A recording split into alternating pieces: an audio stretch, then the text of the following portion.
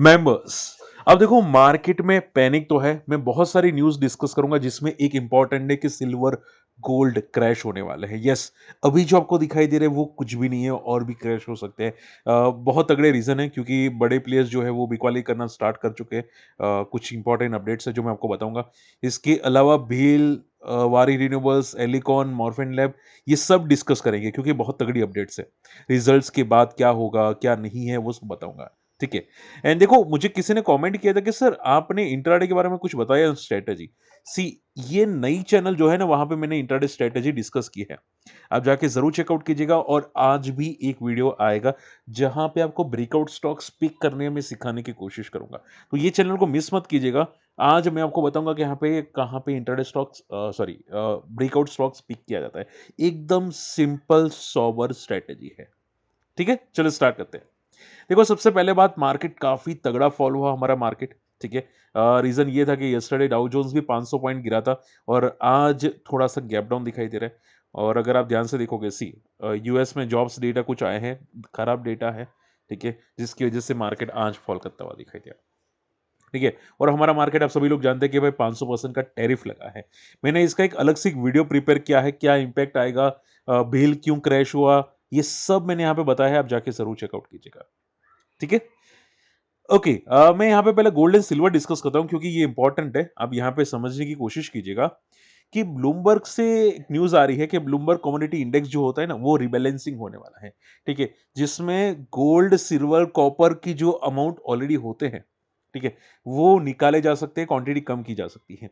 अब देखो commodity index बहुत बड़ा होता है। ठीक है, तो उनका जो होता है वहां पे एक रिबैलेंसिंग हो रही है क्योंकि जैसे कि आप सभी लोग जानते हैं निफ्टी में भी रिबैलेंसिंग होती है। ठीक है, मिड कैप में रिबैलेंसिंग होती है इंडेक्स के। तो वहां पे भी रिबैलेंसिंग हो रही है और माना जा रहा है कि सिल्वर गोल्ड जो है वो काफी तगड़ी बिकवाली वो लोग करने वाले हैं। अराउंड आप यहाँ पे देखो, see massive estimated outflow around 6.8 billion dollars gold में और 6.8 बिलियन डॉलर्स सिल्वर में।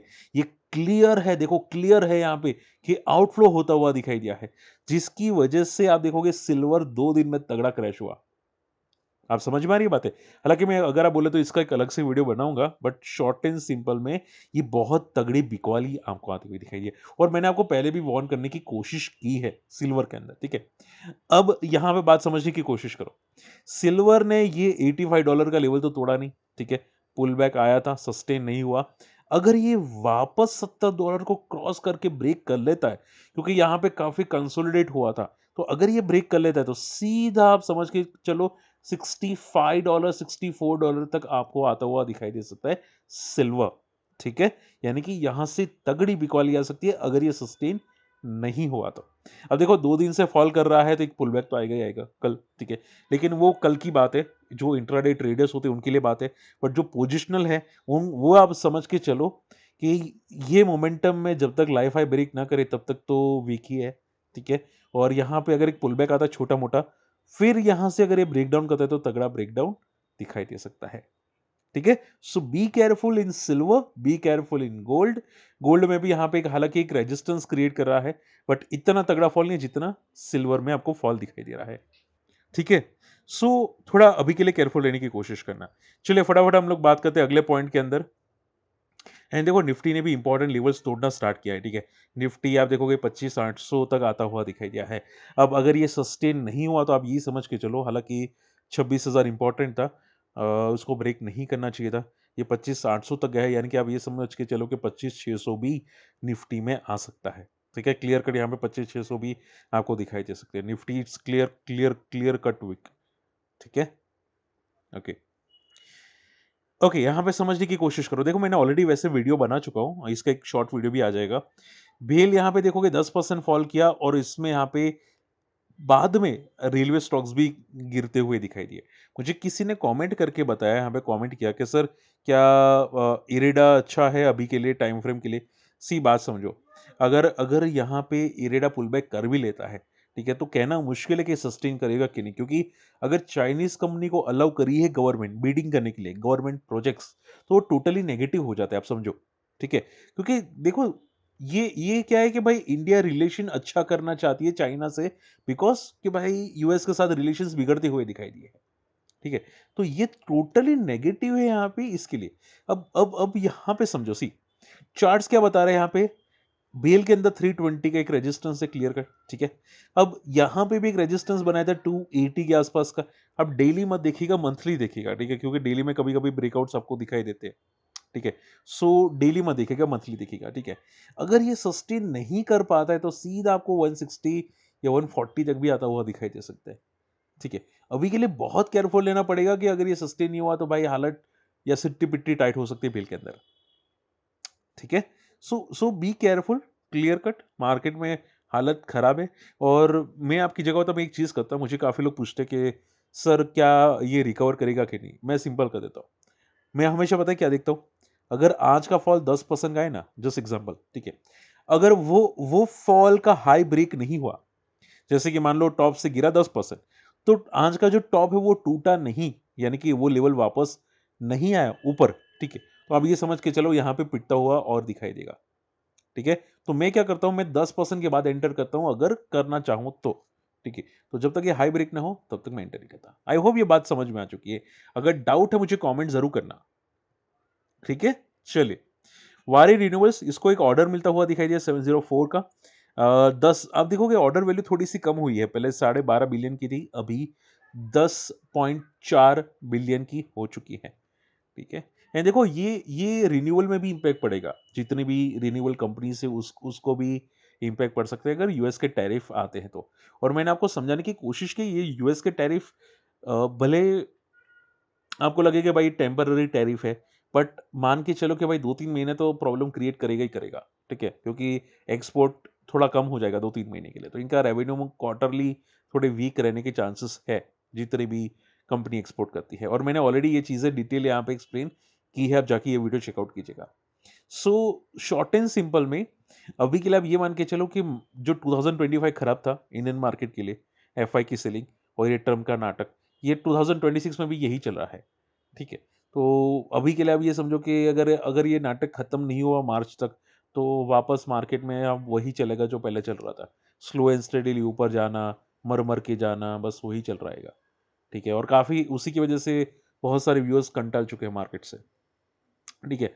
बट थोड़ा टाइम स्पेंड करना पड़ेगा आप लोगों को अभी के लिए मार्केट में। एलिकॉन इंजीनियरिंग नंबर्स बहुत खराब है, बहुत घटिया नंबर है। आप देखोगे कंपनी के सीएफओ ने रिजाइन कर दिया है, टोटली बैड थिंग, ठीक है? नंबर्स आप देखोगे 1.1 बिलियन से लेके 720 मिलियन का profit, year two year basis पे डिक्लाइन। ओके, सो नंबर्स बहुत खराब आते हुए दिखाई दिया। Elecon engineering one of the best ever company in market, ठीक है? अब जिस तरह से नंबर्स आए भाई, नॉट श्योर बट ये लोअर सर्किट मारने के लिए भी रेडी हो सकते हैं, ठीक है? मैं जैसे कि बोला मैं श्योर नहीं हूँ बट चांसेस है। 700 पे एक रेजिस्टेंस तगड़ा वाला क्रिएट किया।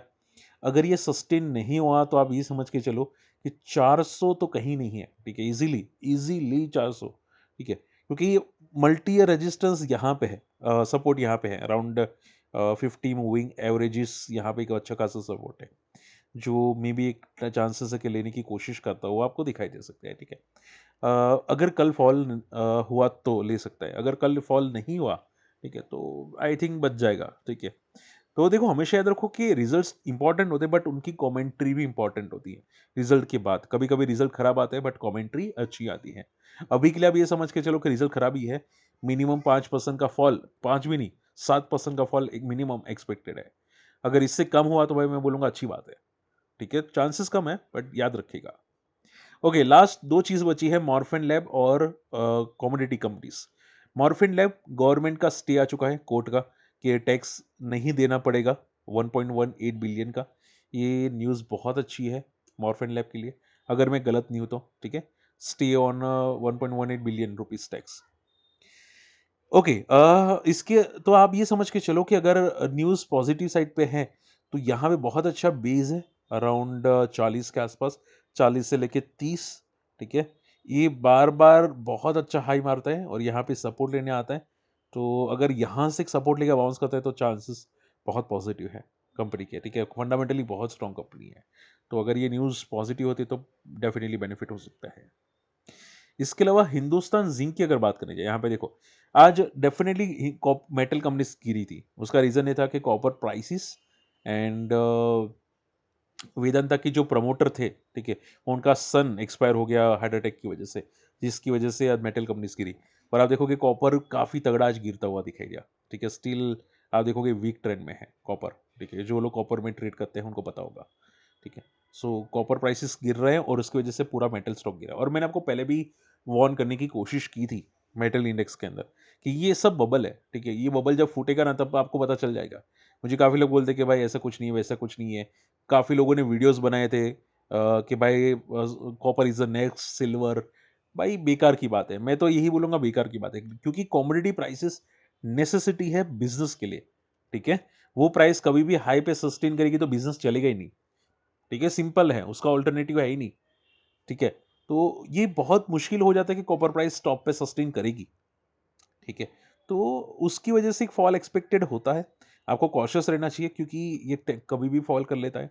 अभी आप ये समझ के चलो कि हिंदुस्तान जिंक, वेदांता और कॉपर कंपनी के लिए ये चीज़ें टोटली नेगेटिव है। और अभी अगर फॉल कंटिन्यू रहा तो आप ये समझ के चलो कि एक सपोर्ट है अराउंड 400 का यहाँ पे, जो शायद वापस लेने की कोशिश कर सकता है हिंदुस्तान जिंक, ठीक है। चलिए फटाफट मैं आपकी क्वेरीज लेना स्टार्ट करता हूँ। आई होप आज का वीडियो पसंद आ रहा है। वीडियो शेयर जरूर करना आपके ग्रुप के अंदर और वीडियो लाइक कर देना एटलीस्ट सपोर्ट के लिए, ठीक है। अ, भाई देखो ये ट्रम्प का हालत क्या है, मैं क्या बोल सकता हूँ अभी।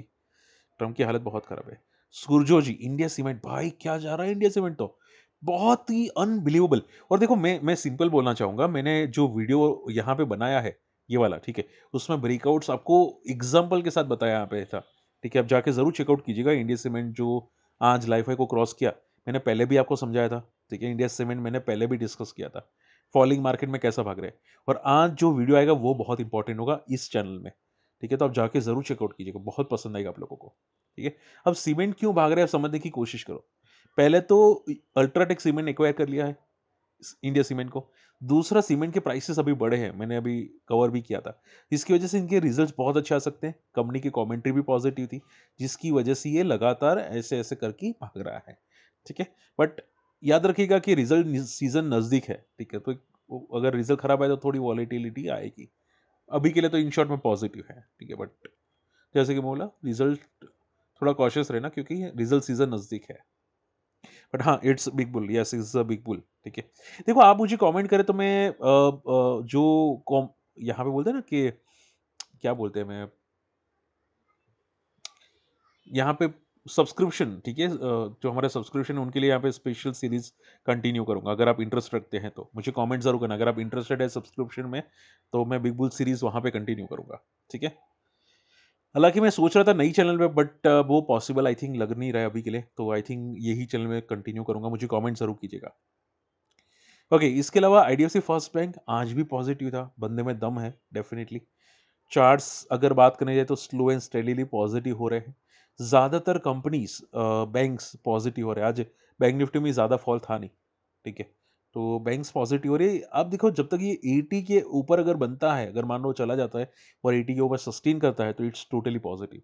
80 के नीचे ये इसका ट्रेंड नेगेटिव है, अगर अगर 80 के नीचे जाता है तो ये ट्रेंड नेगेटिव हो गया, ठीक है। बाकी 80 के ऊपर इसका ट्रेंड पॉजिटिव दिखाई दे सकता है।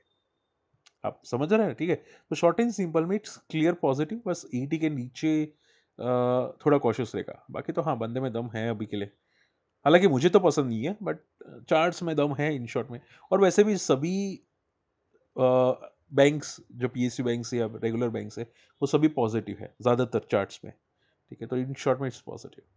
नेफ्रो हेल्थ केयर सर्विस, देखो आई थिंक सर अभी रिसेंटली लिस्ट हुआ है, अगर मैं गलत नहीं हूँ तो नेफ्रो, ठीक है। पता है क्या है कि लिस्टिंग का हाई आई थिंक ये ब्रेक कर रहा है, ठीक है, अच्छी बात है, ठीक है।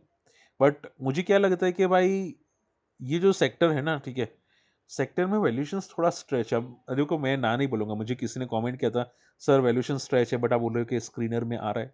हो सकता है आएगा, बड़े प्लेयर्स अगर होते तो आता भी है, ठीक है, गलत नहीं बोल रहा हूँ मैं, आता है स्क्रीनर के अंदर।